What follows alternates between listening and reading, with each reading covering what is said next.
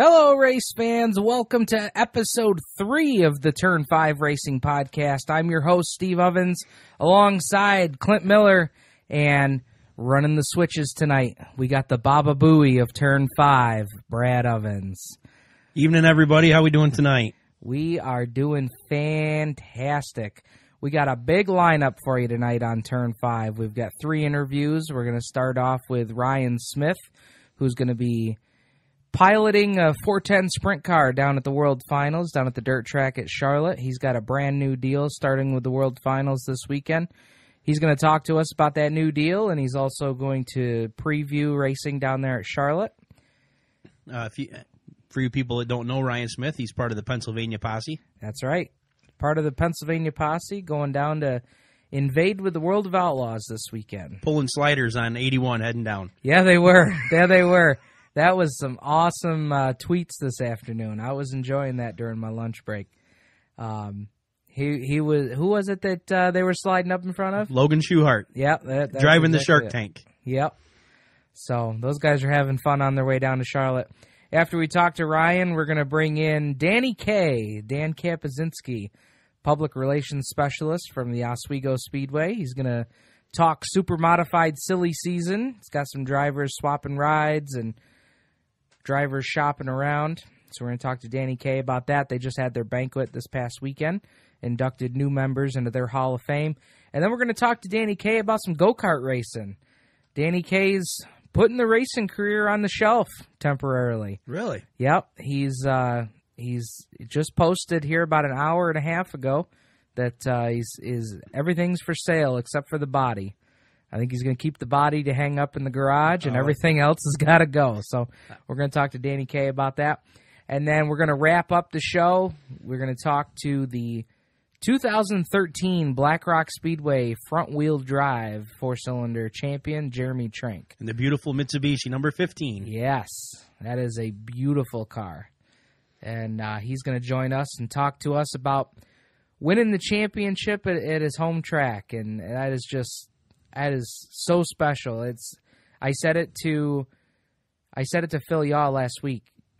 You win a championship there, they can never take it away from you. Never take it away from you. Any place that you've raced, that where you've grown up, it's, people know who you are. It's just special. Absolutely. Well, we're gonna have to give him a hard time about not running the big race this weekend, though. Oh, absolutely. and he's probably saving the car because his plans. We'll let him tell us what his plans are for next year. We got a big show tonight. We want to thank our presenting sponsors of the Turn 5 podcast. We want to thank Penny N Electronics. We want to thank RaceChaserOnline.com. And we also want to give a shout-out to our friends from Creekside Entertainment. So we've got a great show lined up for you tonight. And before we get too farther into the show, I do want to make mention last Thursday was 8 years that we lost somebody special in our family. And I just wanted to say thank you to all the people who made comments and shared stories of Claire Carrick, Brad and my uncle. He was a very special man. We lost him 8 years ago. And even when I was out DJing this weekend, I had people coming up and sharing stories about Claire's Nova and all the fun rides they had in that, and fire department stories. And I just want to thank everybody for those stories. It's a small town, and everybody knows everybody. And when you're, like Claire, and you're into everything, and that there's the more people you know, and the more people the family knows. Yeah, and the reason I bring it up is when we sit down to do this show every week, Claire is one of the 4 or 5 people I can think of right off the top of my head that we do this show for. Every time I go to the racetrack, I think of Claire. I think of Big Rich Van Kuren. Mm-hmm. I think of Dougie and Jack and Al. And, those are the guys that gave us the inspiration to do this show. To do the radio show, that's right. Every time we sit down, we think of them, and we sure do miss them. So come on back. When we come back on Turn 5, we're going to visit with Ryan Smith, traveling down with the World of Outlaws. You're listening to Turn 5.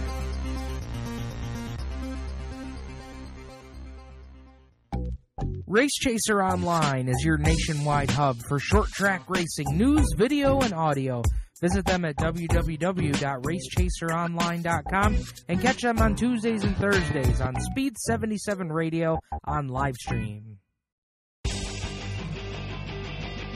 You're listening to the Turn 5 Racing Podcast, your home for news, results, discussion, and driver interviews.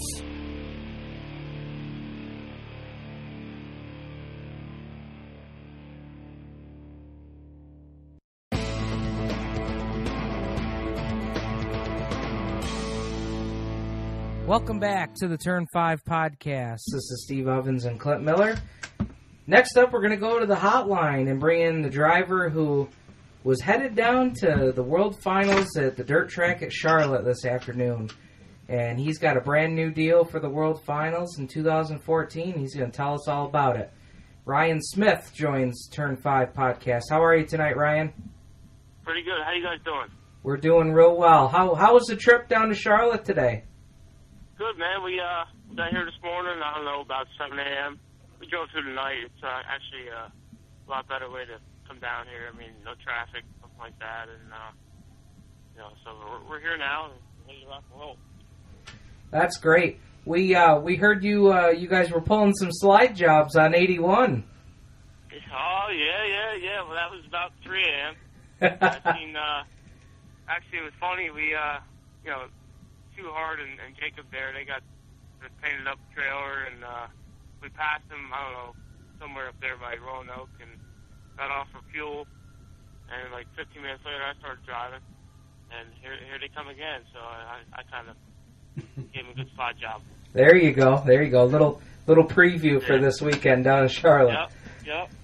All right, well, for good people and, Pennsylvania posse, so I got to, pump them up a little bit and shoot them a tweet. Yeah. So they know that I passed them on 81, Give them a little jab early. Yeah, you got to give them, get into their head before the race. Head games. Absolutely. All right, man. Well, for our Turn 5 fans that may not be familiar with Ryan Smith, how did you get into racing? Well, actually, both my mother and father raced as in their childhood, and that's actually how they met there in Georgia, go-kart racing.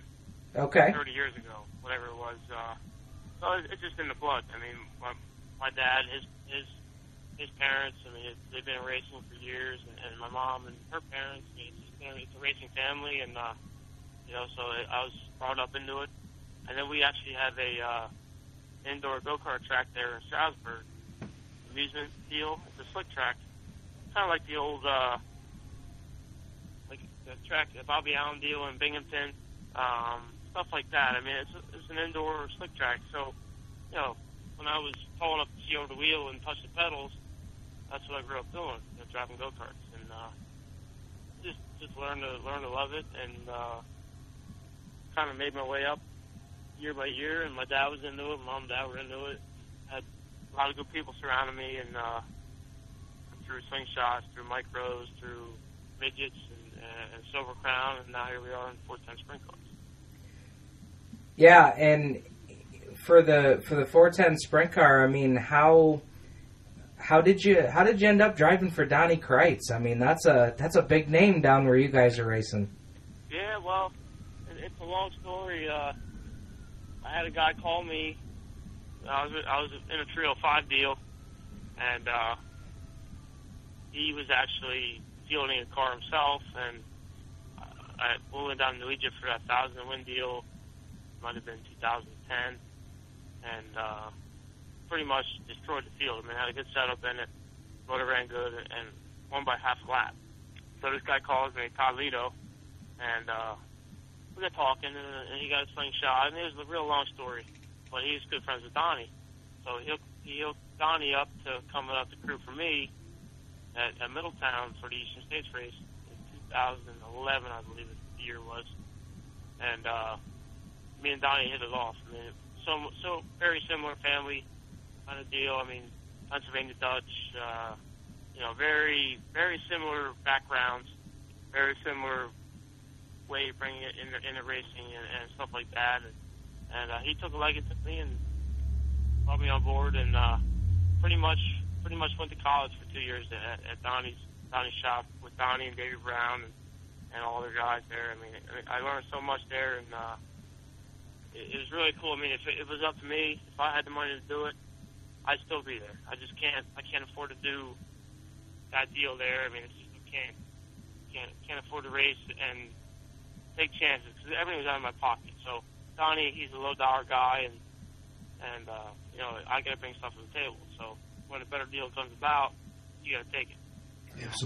Absolutely. Yeah, and it sounds, you know, certainly sounds like that's the kind of deal that you've come into now with Rob Warco Racing.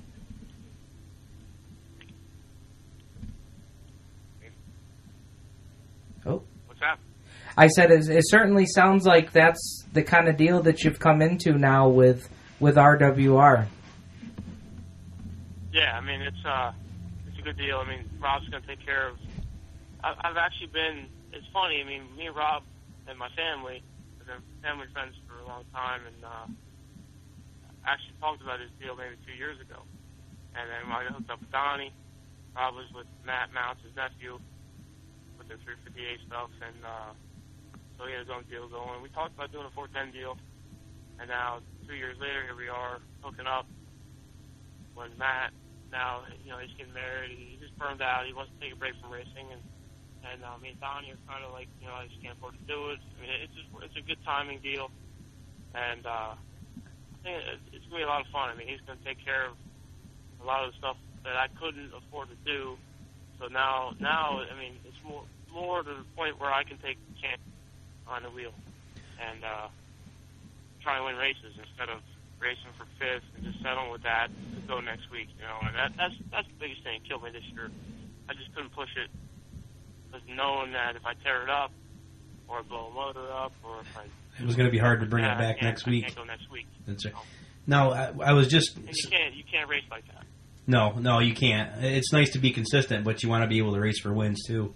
Now, I was sitting here listening to you talking, and just like when we started the show, one of the things we talked about is how much of family is in this racing deal, you know, where other racers actually turn in to being part of your family. And you just explained it all perfectly, that, you know, these are all people that you grew up with, and now you're getting opportunities from, you know, people that you would consider your family members. Yeah, racing is family. I mean, you look at, we actually promote a dirt track in northeastern PA. It's a 5th mile. It's called Oswego Speedway. And they have micro sprints and stuff like that. And when banquet time comes around, I mean, everybody is like family. It's amazing how dirt racing brings everybody together, and they work, you know, help each other out. You need this, you need that, and it's just it's a different kind of sport. And, you know, if you're not into racing, you don't understand it. And it's actually pretty cool, I mean, if you really sit back and look at it. Absolutely. Now, looking ahead to 2014, with the team that you're running, that's going to be a weekly ride for Williams Grove, I take it?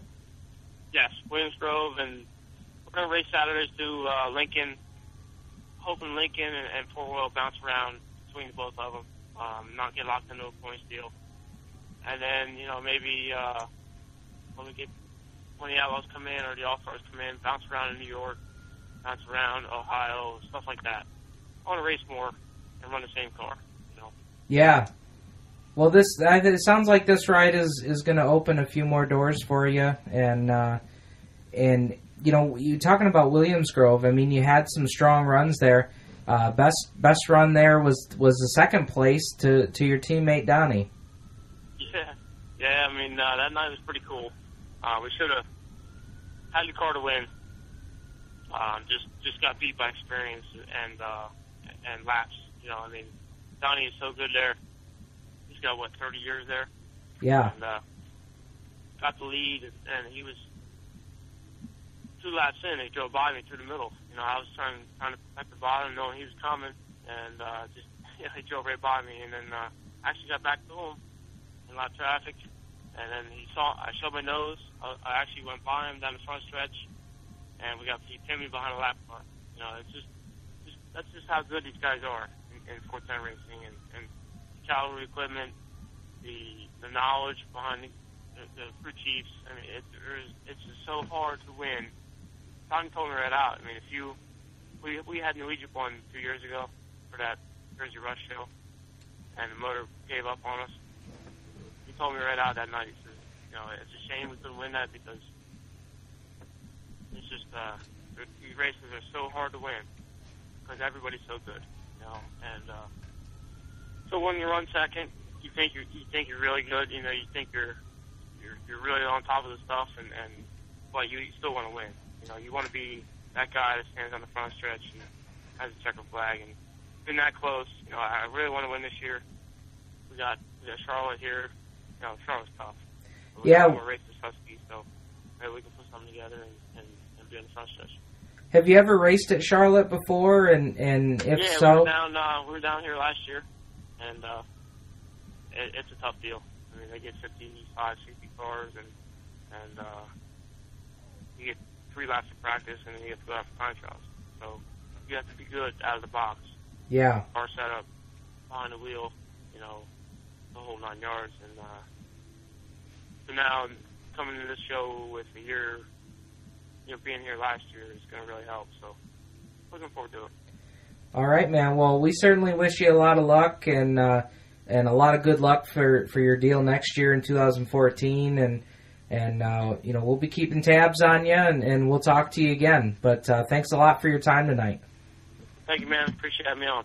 And before we let you go, we'll give you an opportunity to thank all the guys that are getting you on the track this weekend, and looking forward to next year. Well, first and foremost, I got to thank Donnie Kreitz and David Brown and Donnie's whole family. I mean, for 2 years of knowledge and of going to school, really, for being there. I mean, they took me in as Donnie was a father to me. You know, he was pretty much. You know, we sat down at the dinner table on Friday nights or Saturday nights and talked about what happened at Williams Grove. And I mean, them guys there. I mean, I learned so much 2 years with them guys. I mean, this game is tough, and a lot of people don't understand how it is.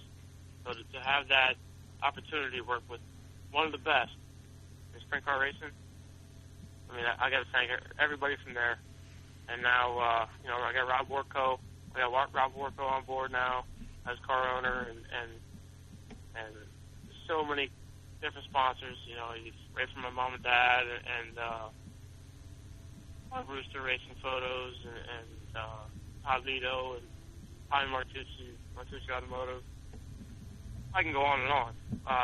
But it's a whole team effort, and I think we got a good deal put together. We can go all stars in a line right here at Charlotte. We can make the show tomorrow night. So, you know, we'll go from there. All right, Ryan. Well, good luck. Go get them down there at the World Finals. Thanks, man. Thanks for having me on, and have me on soon, all right? All right. You got it, man. All right, guys. That's Ryan Smith. He's the driver for Rob Warco Racing down at the World Finals, and for 2014, you're going to see him out at Williams Grove and Lincoln Speedway. Coming up next on Turn 5, it's time to bring in Danny K. We're going to talk to Dan Kazinski from Oswego Speedway. You're listening to Turn 5.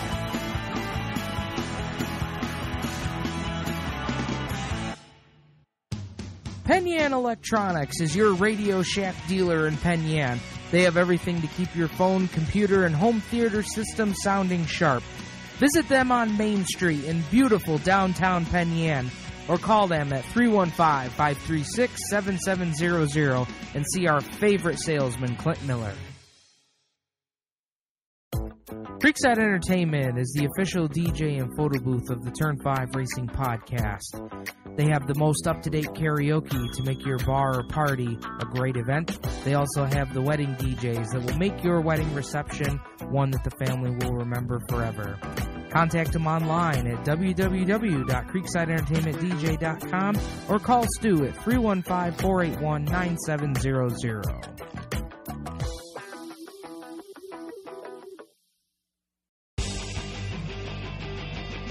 You're listening to the Turn 5 Racing Podcast, your home for news, results, discussion, and driver interviews.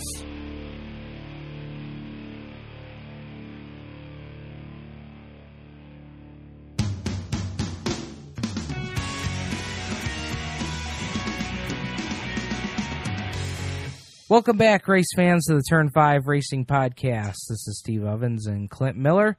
Brad Ovens running the switches for us tonight. Next up, we're going to bring in our next guest, and we're going to head out to the Oswego Speedway to speak with their public relations specialist, Dan Kazinski. Most people know him as Danny K. So, Danny K, how you doing tonight, my man? Good, guys. How you doing? We're doing well.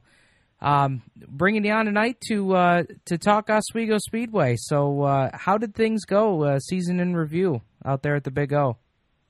I think things went really pretty well. I think like a lot of the area short tracks around here, the springtime, May and early June was a little bit of a struggle. The weather kind of took a little bit of time, especially on Saturday nights, to kind of get turned around for us. I think out of our first maybe 5 or 6 races, at least 4 or 5 of them that were affected by weather in some way, shape, or form. So, we had a little bit of a struggle in the beginning of the season, but by the time the summer months rolled around and we got into our summer schedule, things really kicked into high gear, and we had 8 different winners this year in the super modified division in 12 races, so that includes the classic, and so it was a very competitive season on the super modified side of things. We had 11 different winners in the small block ranks, so it was it really was an exciting year all around last year. Absolutely, and I know you guys just had your Hall of Fame awards banquet on Saturday night, so give us a little recap of the big winners. Oh, it was great to recognize Otto Surly, of course, a 6-time champion now in the super modified ranks at Oswego Speedway. Only Nolan Swift, Jimmy Champagne, and Bentley Warren have won more championships than Otto, which is it's hard to believe. That's pretty good company. He's only been racing super modified since the year 2000, and so for me, I was 15 years old. He was one of the guys I was watching, back in my teenage years. So it's neat to see somebody kind of from our generation that's starting to bridge that gap a little bit and reach some of the numbers of some of the guys from the past. But we also got to recognize Russ Brown, who became a 5-time small block champion at the Speedway, and we had nearly 400 guests at the conference center at the Best Western in Oswego. So it was a really good show, a good party for the banquet, and we got to recognize a lot of great people. That's great. And I'm sure it means a lot to bring the banquet, back into town, and I would have to imagine that's got a more homey feeling to it. Well, for sure, and it really only makes sense to try and keep, our business local. The Broadwell family has stepped up in a great way as the owners of the Best Western Plus and Quality Inn in Oswego. And just last year, they finished construction of their Lake Ontario Event and Conference Center, which is just an absolutely beautiful facility and can handle all the needs that we have to have, from basically being able to hold 400 people. But from an audio-visual perspective, it's outstanding, too. It was a piece of cake for me to produce all of the elements that we like to have as a part of our banquet, but then for Matt Thomas and the folks from Thomas Video Productions to be able to come in and direct the show, it was just a matter of hooking into a couple of ports, and bam, we had really a top-notch and a first-class program for our banquet on Saturday. That's great, and I know that the Oswego Speedway Thomas Video relationship is a pretty close one. Oh, for sure, and it has been for quite a few years now. It's awesome working with Matt and Mel, and of course I go back with each of them, with my days working for Dirt Motorsports and whatnot. So the relationship that we've been able to foster with Matt and Mel and everybody there has been outstanding. It works out really well from a DVD sales perspective, but they also provide us with a lot of the camera angles and the looks that we need to do a lot of the elements that I'll put together during the week, whether it's inside Oswego Speedway or our weekly podium interviews. We like to make sure to get out as quickly as we can on a Saturday night or a Sunday morning. We're still possibly the only, or if one of the very few tracks in the area that'll have a multi-camera line cut, basically, of the race each and every Saturday. We'll have 4 cameras around the track, including, our roving camera in the infield. So it makes for a very professional production. Absolutely. And for a weekly track, you just don't see that anywhere. I mean, most tracks, it's Bob Miller or somebody else up on top of the roof, and not to take anything away from those guys, but I mean, when you've got a for camera angle production. I mean, that's top of the line. Well, yeah, I mean, it goes to the resources that that over the years the Caruso family, and now into the Teresi family, the ability that they've had to provide us with the means that we need to be able to bring a nice production level to our coverage of our races. Just prior to the 2012 season, we completely rewired the entire speedway for HD access. It's all brand new HD cabling around the track, and it becomes a very good experience not only for those who can't be at the races who want to be able to tune into our highlight shows that we do during the week, but from a marketing perspective, it works out very well. We updated our VIP suites as well, so there's flat panel HD TVs in all 4 of our suites upstairs that our sponsors and fans can tune into. So it all works hand in hand to try to put together the best experience we can each and every Saturday. And that was one thing I wanted to touch on with you tonight is, for fans of ours that listen to the show, a lot of them may have not been out to the Speedway in years, and maybe even double-digit years. The new ownership with the Teresi family, it's really been a transformation that's happened at Oswego. Yeah, it certainly has. It's funny because you think about, I grew up at the Speedway as a kid, and a lot of my friends did, and it's sort of a connection to the past in a way. The racetrack kind of has that feel that it once had. You walk in and you're a part of something special. So it has kind of the old touch to it, but at the same time, it's completely crossed into a new realm with the upgrades and the updates that the Teresi has been able to make. It's a much more welcoming facility than what it was kind of dwindling down to about 5 or 6 years ago, when, quite frankly, the previous owners just really didn't have the capital to put back into the racetrack that we needed. Fortunately, John and Eric have the capital needed to do stuff like that, but they also have the love and passion for the Speedway that all of our fans do too. So it's come a long way. We're doing our best to keep it on an uphill climb, and we're certainly keeping the attention of the competitors. We had 38 drivers score points in the super modified class this year, and in pavement racing, we have there's no doubt in the area we have the best following of anybody, from a fan perspective, from a team perspective, from a sponsorship and marketing perspective. It goes to say a lot about the fans and the team of people we have working at the Speedway to keep it going like we do. So and that fan base, not only. You guys aren't bringing people in just from New York. I mean, you guys are even bringing people down from Canada on a weekly basis.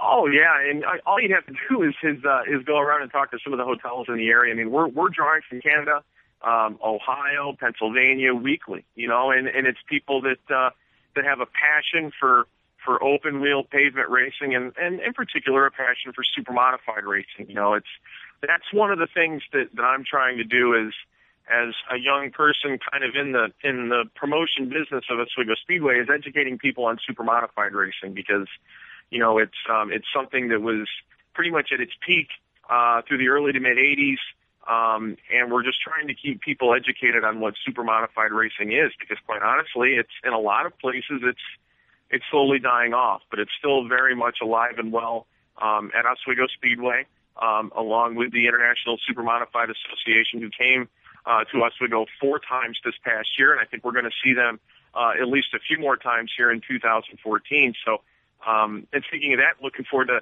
getting back in touch with you guys here in the next couple of weeks. I think we're very close to having the 2014 schedule done and available, so we can announce that here in the next couple of weeks.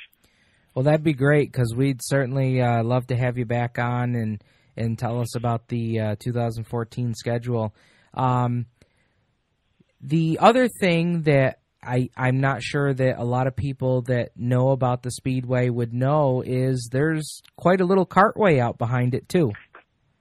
Yeah, that's for sure. And the Oswego Cartway has been behind the back grandstands at the Speedway for about 7 or 8 years now, but really just in the last 2 years, it's really grown quite the following. This summer we were averaging over 90 carts every Friday night for our racing out back on the bull ring, as we like to call it. It's a tight little clay dirt track, and it's a heck of a lot of fun to get around. And it's turned out to be such a tremendous stepping stone for the small block division at the Speedway. We've had no fewer than 12 different drivers that have driven karts at the Kartway that have now made the progression to our small block class. Most recently, Anthony Lacerda, who's a 15-year-old rookie this year, had 2 top 5 finishes, won a couple of heat races, and has proven that he can race with all the big guys. And it's come from his experience that he gathered both in quarter midget racing and racing at the Kartway. So it's an awesome relationship that we've been able to work together between the Kartway and the Speedway. Yeah, that's great. I mean, I know that's one thing, that having the Kartway behind there is something you hope that would happen, but to have it happen in that volume, that's really great. Yeah, and it goes to talk about the volunteers and the workers that we have at the Kartway each and every Friday night. Jim Lacerda, of course, Anthony's father. Jim has been behind the Kartway for the past 7 or 8 years. He's really been the backbone of it. We've got a great group of volunteers that care as much about that Kartway on Fridays as they do about the Speedway on Saturdays. And you can tell when you go there on a Friday night that, and how it's run, the amount of passion that goes into what happens at that track on Fridays. Absolutely. I made a trip, actually a couple trips out there to the Kartway this summer, and it really, for me, and we talked about this earlier today, that really brought back a lot of memories for me of going to, Frozen Ocean on a Friday night, when you would, you'd have, I don't know, 90, 100 carts on a given night, and one night I was out there with you guys was for the Classic, and you guys, that was just a great event. I mean, there was so many carts there, and of course it's during Classic Week, and that whole Classic Week is very popular, but you guys had a great turnout that night, and I think the guy that pulled down a couple wins at the Classic is even with us on the phone here. Yeah, we, of course, I raced at the Speedway itself for quite a few years there, from about 2001 to, right around 2006 or 2007. So I had a pretty good string of racing myself at the Speedway, and when I got back to Oswego to work for John and Eric at the Speedway, of course I took note of the Kartway, and we picked one up last year and did some racing last year, but took it pretty hot and heavy this year, and we had me and Mike Babcock and Chris Vitoli and the guys, the three of us that all worked together there. We had a pretty good year. I was fortunate enough to win 12 races and win a championship and some other big races too, and it was a lot of fun. It's that go-kart track, when it gets slick, let me tell you, I've driven a lot of different cars in my day, and it is one of the hardest tracks to get around on a consistent basis, which is what you need to do to win races there. You've got to run 25 of the same lap every single time, and you got to run 25 qualifying laps. Yeah, essentially. Yeah. Well, looking ahead for your go-kart career, I know that I saw earlier tonight you're looking to sell off some of that equipment, and are we going to hang it up on the shelf for a little bit, or? Yeah, I think and I'm getting older, darn it, I just got married, so I guess I gotta start settling down a little bit. But no, honestly, I have as much fun or more fun now being a part of the Kartway and the promotional aspect than I am. I do all the points, the handicapping, the scoring, the whole 9 yards, and then at the same time I would have to run around and then jump in my go-kart and go and run. Yeah. And I'm enjoying more the idea of putting together the Kartway schedule, which is what we're doing right now. Promoting events such as our Classic and our Fall Frenzy race that we're going to do once again in the fall. And I just want to put some more time and attention towards that. I think the Kartway deserves it. And honestly, the most rewarding part of my whole karting season was in the fall. We attempted to run a race in October, and the weather wasn't really there, but we got about 30 or so people out there. We decided, what the heck, we're just, guys, go out there and run, do whatever you want to do. We're glad that you came out and supported us. And one of our young racers, Carl Emmons, I think he's only maybe 7 or 8 years old, with me not racing or taking as much time on that I would normally do, I got to go out and kind of help him get around the track and kind of show him the lane and everything. And that was very rewarding for me. So I want to be able to do more of that. I want to be able to help the young kids more. I'm just so competitive, Stephen, that when I get into the mode of me being out there racing, sometimes that's all I think about. And I'm ready to think about some other things. So. Yeah. Well, that's great. And, you know, both the Speedway and the Cartway couldn't have a better guy. I was on a show with Tom Baker a few months ago, and we talked about how lucky the Speedway is to have somebody like yourself. I mean, they really have, Clint, they really have the perfect situation. You've got a guy who's from the town, who lives, breathes, and grew up Oswego Speedway. And now they've got that guy doing their promotions and helping build the track back up to where it was in its glory days. And if you follow him on Twitter, you follow him on Facebook, you see it. You see it in everything that they put out. So he was around when Oswego was big, when that was the place to be on Saturday night, and then he's seen it struggle. So and now he knows what it's going to take to get it back to the top. And it sounds like that's what he's got going. So we certainly appreciate, as race fans and now as hosts on the podcast, we really appreciate the work that you're doing out there, Danny. And short track racing is much better for it. Well, I appreciate it, guys, and I appreciate the stuff that you guys are doing now too, and the new Race Chaser Online that Tom Baker's doing, and things like that, because we need some new blood. We need some young guys getting involved in a lot of aspects, because I look at some of the local short tracks that are doing the right things, but they're not necessarily making all the moves they need to make in social media and some other avenues. I think the best way to attract young people in racing is to, put together things that they like and things that they want to be a part of, and you have to be able to reach them in the avenues that they're in every day. And that's what we're trying to do at Oswego Speedway. And, like you guys said, I love the place. I would never do anything to try to put them in the wrong, and I enjoy going to work every single day. And I hope to continue to see the fans keep coming back to the Speedway on Saturday nights. Well, that's great. And I want to end our interview tonight on a story about Dan and myself. I went to college with Danny at St. John Fisher, had no clue that he was into racing, grew up near the Speedway doing the racing thing, never knew any of it until Dan got ready to graduate. And I just happened to be out and about. All of a sudden, we end up at Dan's room, and there sits a racing helmet on his desk. And I said, "What's that for?" And he goes, "Well, a race." And I'm like, "Well, where at?" And he's like, "Oswego." And I'm like, "Come on, are you kidding me, dude?" Like at that time I was working for Matt and Mel Thomas, working pretty much every week, doing the video out there in Turn 3, out in the cat's perch, and it was unbelievable. I mean, Danny and I were in the same scholarship group together, the whole deal. Never knew he had anything to do with racing. Racing's until he got ready to graduate. World. Such a small world. Hey, It Danny. really is. Danny, one of these days when you head down the road there that gets to the racetrack, stop by Lighthouse Lanes and give Bob Huffer a kick in the butt, would you? No problem. All right, Dan, thank you very much for coming on Turn 5 tonight. And as soon as you guys have your schedule wrapped up, definitely let us know, and we'll get you back on. Sounds great, guys. Thanks for having me on. All right, guys. All right, Dan, thank you. Dan Kazinski from Oswego Speedway. We certainly appreciate his time tonight.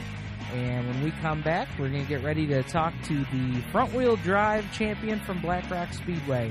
So come on back. You're listening to Turn 5.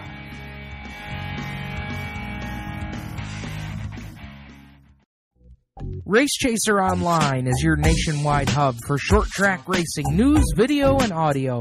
Visit them at www.racechaseronline.com and catch them on Tuesdays and Thursdays on Speed 77 Radio on Livestream. Penn Yan Electronics is your Radio Shack dealer in Penn Yan. They have everything to keep your phone, computer, and home theater system sounding sharp. Visit them on Main Street in beautiful downtown Penn Yan, or call them at 315-536-7700 and see our favorite salesman, Clint Miller. Creekside Entertainment is the official DJ and photo booth of the Turn 5 Racing Podcast. They have the most up-to-date karaoke to make your bar or party a great event. They also have the wedding DJs that will make your wedding reception one that the family will remember forever. Contact them online at www.creeksideentertainmentdj.com or call Stu at 315-481-9700.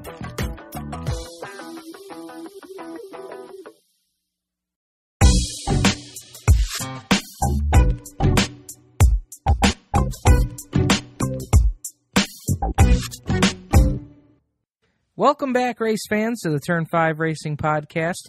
Getting ready to head back out to the hotline to bring in our last driver interview of the night.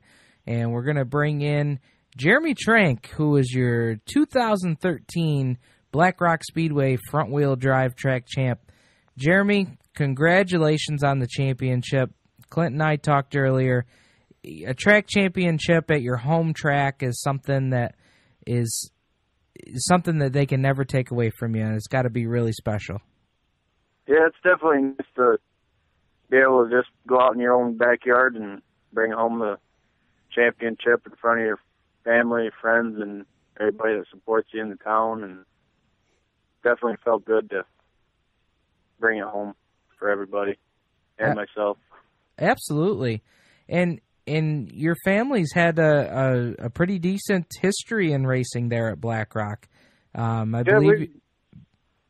Go ahead. But we've definitely been in the. I know I've been around it my entire life. My dad raced before I was born and stuff, and uncles and. Now, is that what gave you the racing bug? What got you into wanting to do the racing yourself?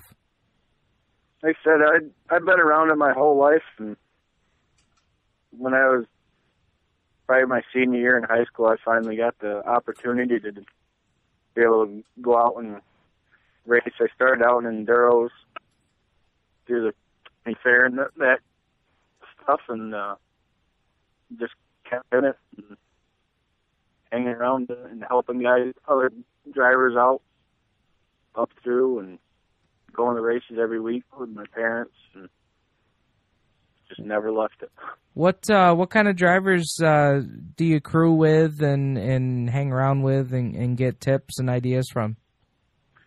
Well, right now my car's down with Rich Sherpstein. He definitely helps me out a lot, and earlier today I was helping JJ Kreidler with getting his four-cylinder around for the big enduro this weekend, and Jared Hill, hang out with him. He's helped me out a lot through the years.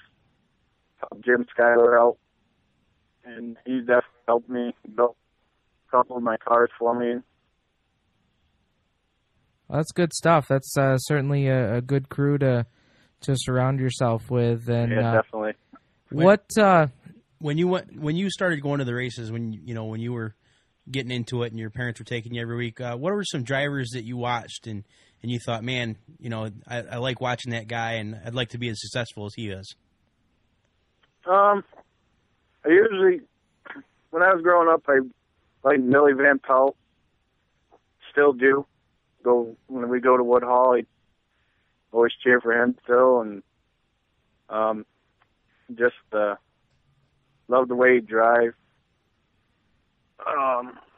And when I was with my mom and stuff, we lived across the street from Rich Kalinowski, so we're always over there helping him. So dick in the dirt. Always, oh yeah.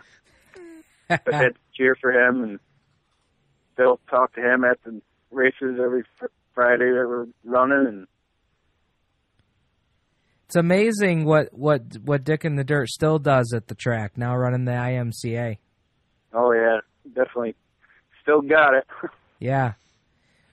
What made you build a front-wheel drive car? I know that class is fairly new to Black Rock in the last couple of years, but what is it that you like about it? What's the motivation to build that kind of car? The biggest thing is affordable to get started in the racing, and the upkeeps. I mean, it's not too bad if you need a part. You can always go to the junkyard if needed. And just about any car is really competitive. So you can just go out and build one pretty cheap and actually have fun and compete with everybody. And I know a lot of tracks are getting a class, so I think like even this next year, I think I might travel around to different tracks just to try them out and race against different guys. I know when I went to 5 Mile Point a couple weeks ago, I went down and helped Jared Hill and Dylan CC, and they had 28 or 30 of those front-wheel drive cars for a race down there. So it's definitely a class that seems to be up and coming. Yeah, I actually drove down 5 Mile Point the first race of the season, and actually I was really impressed. It made me feel good for the season running with those guys down there, and I came away with a third-place finish, and that's felt great. real good. First time at the track, and competing with them guys down there made me feel good for the rest of the season. Definitely. I mean, and there's a lot of classes that you could pick to run in. I mean, you look at even the 4-cylinder class, like at Black Rock, and there's only so many places you could go with that. So having the front-wheel drive, you got to go down and run at 5 Mile Point, where if you didn't have the front-wheel drive, you probably wouldn't have had that opportunity.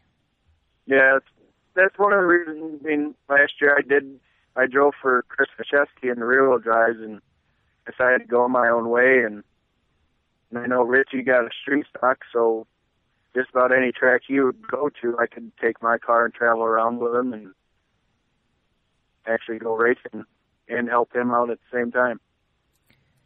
Now, I got to ask you a question. You talk about traveling with Richie. Is there any crew that has more fun than you guys do? I don't think so. We definitely have a lot of fun and make the best out of it. The infamous Richie Evans once had a saying, "We might lose a race on the track, but we'll never lose a party." That's definitely our crew. That's good stuff. Well, tell us a little bit about how the season went. We know you got the track championship, but obviously you had to have some really strong runs to be able to be in contention for that. Yeah, definitely. We came away with 4 wins, 3 at Black Rock, and I got my first win ever at Woodhall. Actually, the first time actually racing at Woodhall. So no kidding. Yeah, and everybody says it's one of the toughest tracks to race. So yeah, it is. It definitely felt good to get that one under the belt. That's awesome. I didn't realize that, Jeremy. Good job. I got a lot of respect because I could never get a handle on Woodhall. It surprised me too. When we went back a few more times throughout the year and came away with another 2 top 5 finishes, and didn't you have a third? Didn't you have a third place finish in the? Was it they called it like a quad C or something like that, where they had the rear wheel drives and the front wheel drives running together? Yeah, it was one of their open shows they had at the end of the season, and I finished third in that. You led a lot of laps. Yeah, I led the first half of the race, I think it was, and that made me feel pretty good running against some of the rear-wheel drive with the open rules and everything. And yeah, and the front-wheel drive that run it, I think it was Ronnie Hill. He's won a lot of features at Woodhall in that B4 over the last couple of years, and he had it straddled over the cushion on top, letting her eat. And I saw you stray out there a couple times, but it didn't look like you were real comfortable. When he passed me, I tried to follow his line, hoping it'd work for me, but it just wasn't the same. So I just stuck to what I was doing the first half of the race and finished it out. Yeah, and you did fine, man. Who was when you went to the track on Friday night? One guy in the pits that you knew that I know that there was maybe 3, 4, 5 cars that ran in the front wheel drives all year. What was the one guy that you knew was going to bring it for you on Friday night?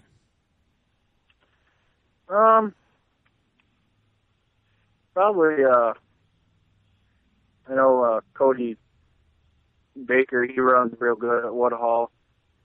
Even just watching him, I mean, he's always a top contender over there. And Birdsell, they're all always up front.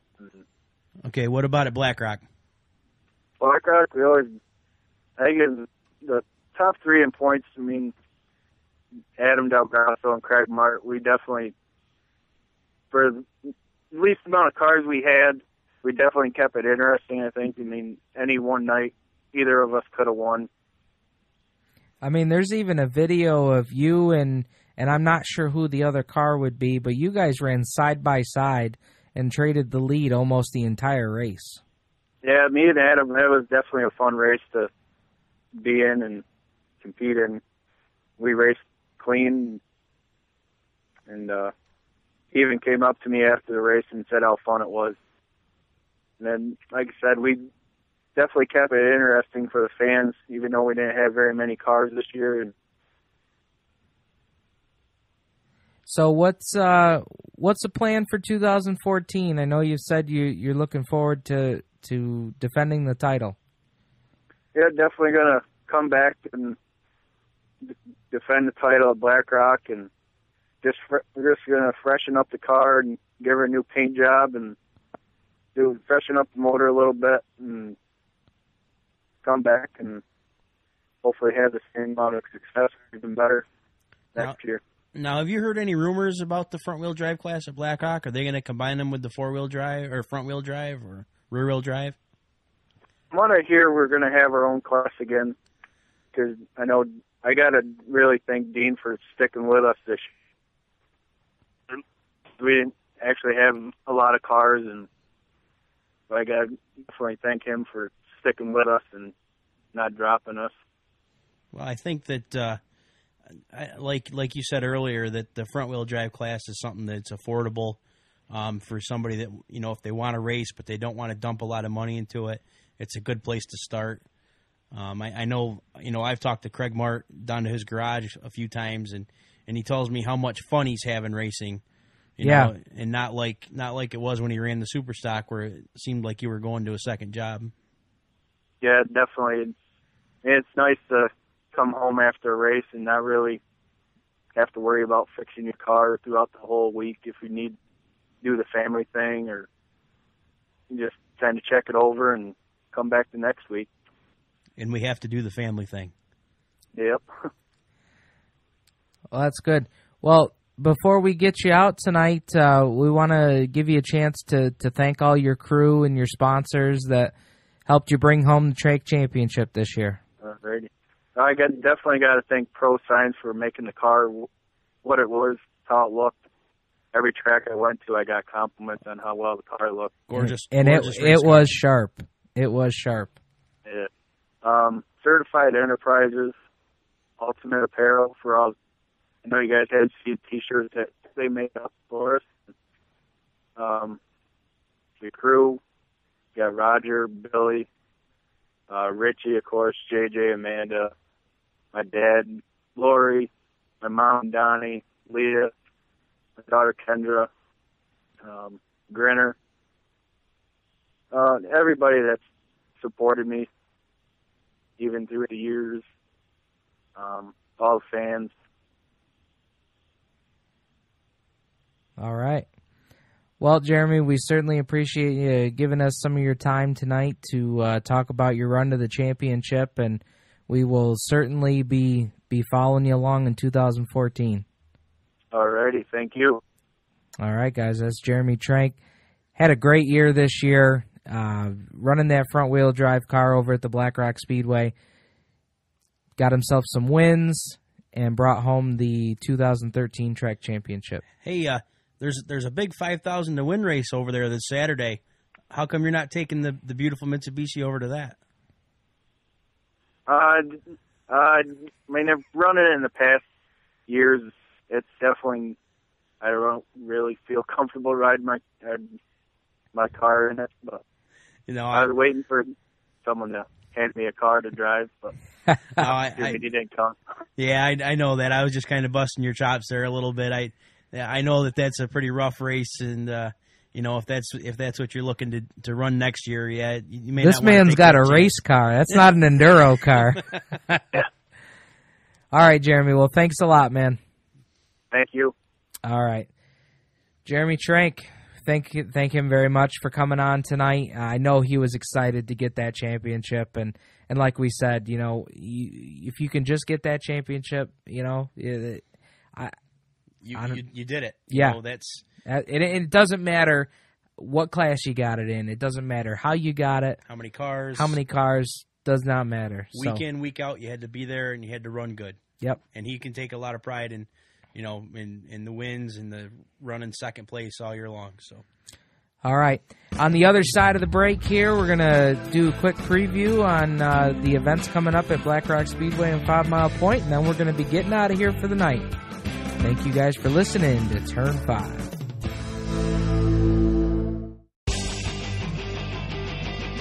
You're listening to the Turn 5 Racing Podcast, your home for news, results, discussion, and driver interviews.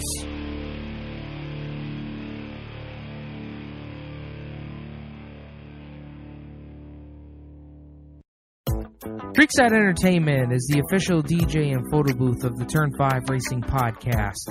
They have the most up-to-date karaoke to make your bar or party a great event. They also have the wedding DJs that will make your wedding reception one that the family will remember forever. Contact them online at www.creeksideentertainmentdj.com or call Stu at 315-481-9700.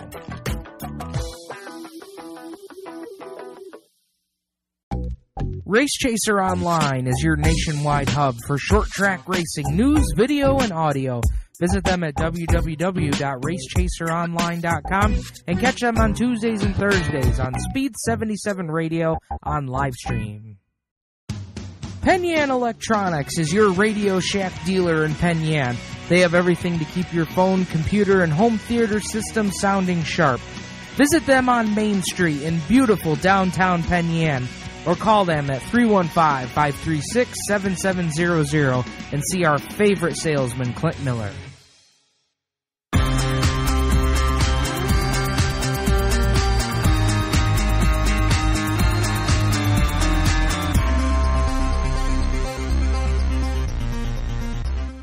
Welcome back, race fans, to the Turn 5 Racing Podcast. This is Steve Ovens, your host. And now we're going to bring in our producer of the show, Brad Ovens. Brad, welcome in. Thank you. Good being here. Yeah, we've had a great show tonight. We've really covered a lot of ground between dirt track, asphalt, World of Outlaws, 410 sprints at Williams Grove, and we're going to do a little wrap up of the show here. It's been a pretty good third episode. Absolutely. It's always good. We've got covering guys from, the World Finals. Ryan Smith going down to run the 410 sprint against the Outlaws. One of the common things in sprint cars racing up here in the Northeast is, you've got the PA posse against the World of Outlaw regulars. And whenever you've got the PA posse squaring off against the World of Outlaws, it's nothing short but of exciting. And while we're talking about World of Outlaws and World Finals, let's go ahead and dive into the racing that's going to happen this weekend down at the dirt track at Charlotte. First up, we've got all three divisions that fall under World of Outlaws and World Racing Group. You've got the World of Outlaws Sprint Cars, the World of Outlaw Late Models, and the Super Dirt Car Series Modifieds will be down there all in action down at the dirt track. And we'll start with the World of Outlaw Sprint Cars, and their championship will be decided this weekend. You've got Darren Pittman, who leads Donnie Schatz by 52 points going into this weekend's events.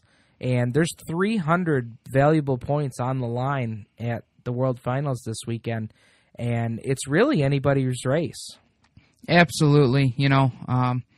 There's a lot of guys that are going to be going for it. And, of course, with the World of Outlaws doing like they do, heat race points are awarded. So, there's a lot of variables. It's hard to kind of say, okay, well, he's got a 50-point lead. He's going to have to finish, such and such a place in the feature, because you never know. Because I remember if it was last year or the year before, Billy Decker went down with the Super Dirt Car Series with the big block modifieds with a 30-something point lead, and after night one of having a blown engine and having to run a backup car, Matt Shepard ended up walking away that night with a 10-point lead over Billy Decker. So, yeah, it's nothing.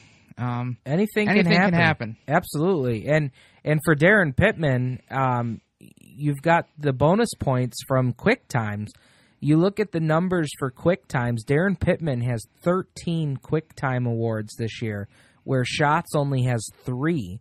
And when you look at the points that were made available by the World of Outlaws Sprint Car Series, in terms of bonus points, Pittman has 156 bonus points to where Schatz only has 49. And, I remember a quote, I believe it was last year's season, Joey Saldana, had a lot of strong runs, had some good finishes, but he was quoted as saying, they weren't as good in time trialing.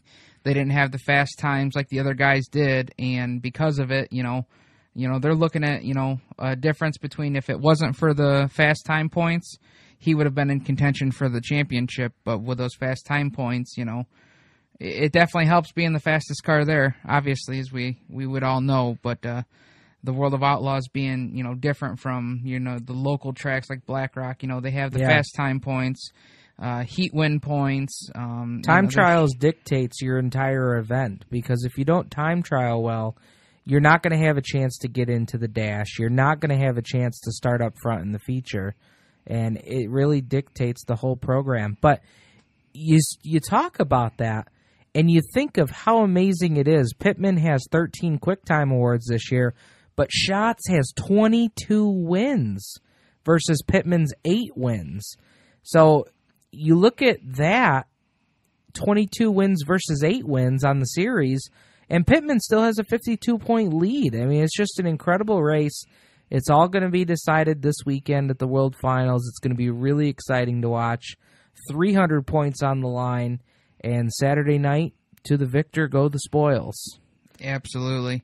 And, I think that's one of the coolest things about the World Finals in general is we get to see, three divisions champions crowned under one roof, one night under the lights in Charlotte, which is, that's the top of the game. Yep. And with the top of the game comes top of the game coverage, and CBS Sports Network just launched their World of Outlaws 6 weeks of sprint cars, late models, and super dirt modifieds. And night number 1 and night number 2 will close out the coverage this year on CBS Sports Network. Those shows will be airing on December 15th, and these are all Sundays. December 15th will be night number 1 of the World Finals. That'll air from 9 p.m. until midnight. Make sure to set your DVR on your Hoppa.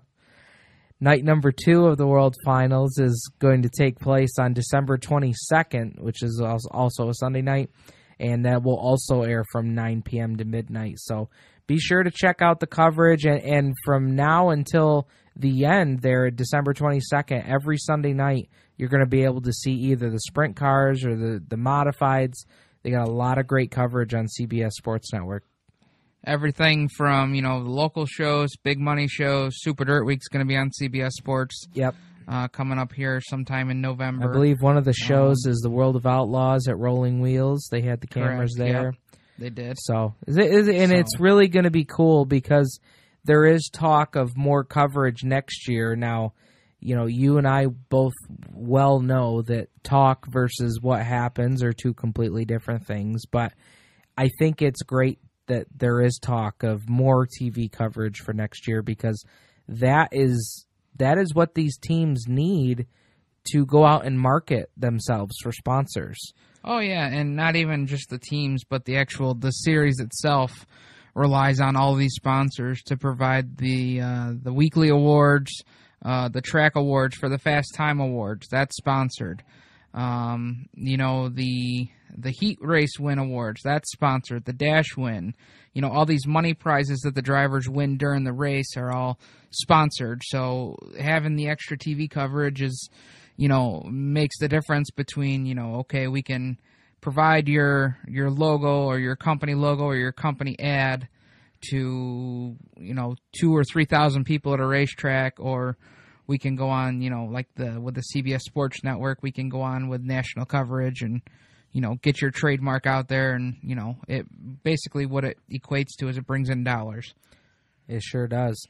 The other two series running down at the World Finals this weekend will be the World of Outlaws Late Models and the Super Dirt Car Modifieds. Both of those championships have pretty much been secured. Brett Hearn has secured the 2013 Super Dirt Car Series Modified title. He wrapped that up. I believe he had that wrapped up at either Brockville or at Eastern States. His win at Eastern States, I think, was the clincher for him. So, and then to look at the late models, Josh Richards has a 106-point lead over Darrell Lanigan at this point, and then 110 points over Shane Clanton, who's in third. So really it's going to be down to Clanton and Lanigan to see who finishes second. Clanton has finished second. That's his best points finish as a second place, so he would love to match that. Lanigan, of course, was your 2012 champion for the World of Outlaws late models. And all Richards needs is 2 26th place finishes to wrap up the title. And if he gets the title, he'll be the first driver to win 3 World of Outlaw late models series championships. So he's been a very strong competitor, nicknamed the Kid Rocket, and he has an opportunity to write his own place in the history book. Absolutely, and it's like we're talking, anything's possible. Anything can happen. All it takes, for these late model guys, I know you've gone to a bunch of late model shows and even the dirt modified shows, any of the shows really, even sprint cars, big time in the sprint cars, all it takes is one miss in the setup and you went from having a top 5 night to trying to struggle to maintain a top 15 finish to even, to stay in it. So, yeah. I think all the guys that are down there in Charlotte right now, I know a lot of guys, Phil Yaw, checking in at Charlotte earlier today, made it down there. Bob Miller's going down. There's a lot of guys. And Bob will get there area in short order, I can tell you that. Well, unfortunately, there's a bit of a story, but unfortunately, I think the Blue Dodge Ram, that's the infamous Blue Dodge Ram, I think is having its walking its last legs here. Oh, no, you're kidding. I wish I was, but that truck has seen more of America than I have. I think that truck's got over 300,000 miles on it. I think it's done a lot of trips. I know that. 3 or 4 years ago, I think it was pushing 300. You guys took it out to, what was it, Dodge City or Fargo or somewhere, the North Dakotas? Or no, I know he drove it out when we went out to Minnesota. Minnesota. Deer Creek. Yep. We went to Deer Creek. He drove it all the way out there. It's been to Virginia, the show that I went on. He drove down to Virginia. Of course, the PA shows and the Ohio shows, Eldora and Tri-State. All those shows. That truck has definitely seen its miles, and I know Bob and Kev, Bob's brother, definitely gonna miss that truck, but it certainly hasn't lacked any kind of life. No, that truck doesn't owe Bob a thing. But all right, well, let's move right along to real quick before we get off the World Finals. I do want to say, watch out for Matt Shepard at the World Finals. Shepard knows he's going to finish second in the series points, and he's never won at Charlotte. And he has come out and said in a press release that was released by Dirt Car, we are going to Charlotte to win a race. They've got a couple opportunities to do it down there, and watch out for him. He's got a sharp new paint scheme on that FX Caprera Chevy number 9S. So watch out for Shepard down there. Absolutely. He's got a bunch of second place finishes, but you ask anybody, nobody wants to be the bridesmaids more than, ever. So, yep. Moving right along, we've also got some local racing happening this weekend. One place will be the 5 Mile Point Speedway. They have their Southern Tier 100 for the modifieds this weekend. Going to be a 100-lap race. Pays $5,555 to the winner. I believe that show is $300 to start, and even if you don't qualify, you're still going to walk away with $100. So, good show out there at 5 Mile Point. Going to be a lot of strong competitors. I think Clint was telling us that Pat Ward is going to be there, so he's going to be a strong guy to watch out for. And I imagine you will see anybody that's not at the World Finals will be at 5 Mile Point this weekend. Absolutely. They've also got a street stock special, the Southern Tier 40. That race pays $2,000 to win for the street stocks. That's going to be a big show. I know Andy Harpel was promoting that at the Black Rock Empire 100. I saw him in the pit area handing out some flyers, getting the word out about their show, and I think that's going to be a pretty big show this weekend for those guys. This is, of course, carried over from the rained-out events that they had last weekend, so that's going to be a big show at 5 Mile Point. And then moving over to Black Rock Speedway, their American Racer Crate Classic 200 will be on Saturday, along with the big one, the $5,000 to win Enduro. And if you've never been to Black Rock to see an Enduro where they got $5,000 on the line, you're missing out. We got guys I've already seen where in years past, if you go down to the Best Western down in Penn Yan, they've got that parking lot full of race cars. You got guys coming out of town from all over the place that come and try and take home that $5,000 prize. So going to be a big weekend at Black Rock. The sportsman race is 200 laps. They're going to run 100 laps. Then they bring them into the pit area for 15 minutes. And you can do anything to the car that you want as long as you're back on the track when the 15-minute time limit is over. A lot of local guys you're going to see there. I've seen a lot of the Guerry clan is going to be there. Bub Brunel's coming over. Pretty much anybody that's not racing at Charlotte or down at 5 Mile Point, you have a good chance of seeing them out there at Black Rock Speedway. So that's going to be an exciting show. And then Sunday at Black Rock, the 10th, is going to be their Demolition Derby Day and also their Motorhome Demolition Derby. So if you've never seen that, you want to check that out as well. We did discuss the CBS Sports Network coverage, so they're going to be doing that every Sunday night. So check your local listings for that. And next week's going to be an exciting show. We're still working on some guests. I think we have Mr. Smooth. Mark Manullo is going to join us. He was your pure stock champion at the Canandaigua Motorsports Park this past season. And we're really excited to have Mr. Smooth on the show. We're also working on some other drivers. I believe we're going to have Carl Cleveland on the show. Very popular Dundee Black Rock Speedway competitor, former track champion at Black Rock. He'll be joining us on the shoe. And we'll be working on some more interviews as the week goes on. We thank you guys for listening to the Turn 5 podcast.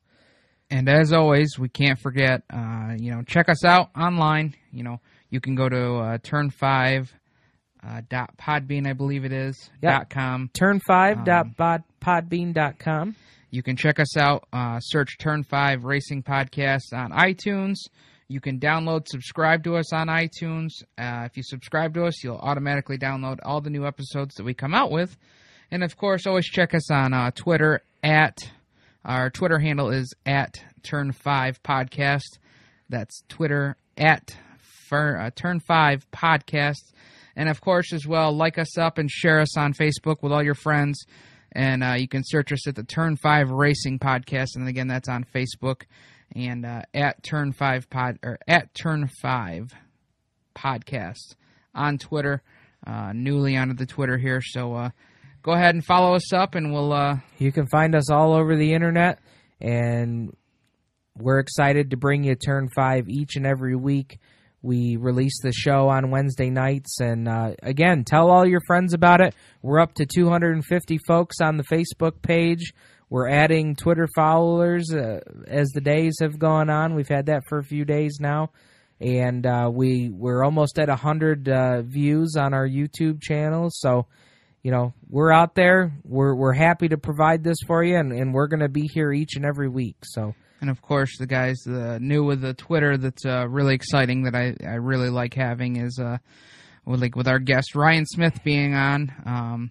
We are following Ryan Smith, so you can go ahead and anybody that we follow that we have on the show, feel free to go ahead and check out Ryan Smith's Twitter page. Follow him, get some good stuff, and I think you'll enjoy, some updates from the World Finals and, of course, the 2014 season. Absolutely. And before we go, we'd be remiss if we didn't mention our show sponsors that help us bring Turn 5 to you each and every week. We want to thank RaceChaserOnline.com and Speed 77 Radio. We also want to thank Penyan Electronics for helping us get the equipment we need to make everything sound good, and also to Creekside Entertainment, the official DJ and photo booth of the Turn 5 Racing Podcast. One quick call I want to give before we head out tonight, Brad. I want to send some thank yous out to Zach Freemow for mentioning us on his podcast. Their podcast is called The Almost Podcast. So if you're into podcasts, check them out online. Search Almost Podcast. And thanks for mentioning us on your show, Zach. And we're happy to mention you on ours. So for Clint Miller, for Brad Ovens, for Ryan Smith, Danny Kay, and Jeremy Trank, I'm Steve Ovens. Race fans, make sure you check it before you wreck it.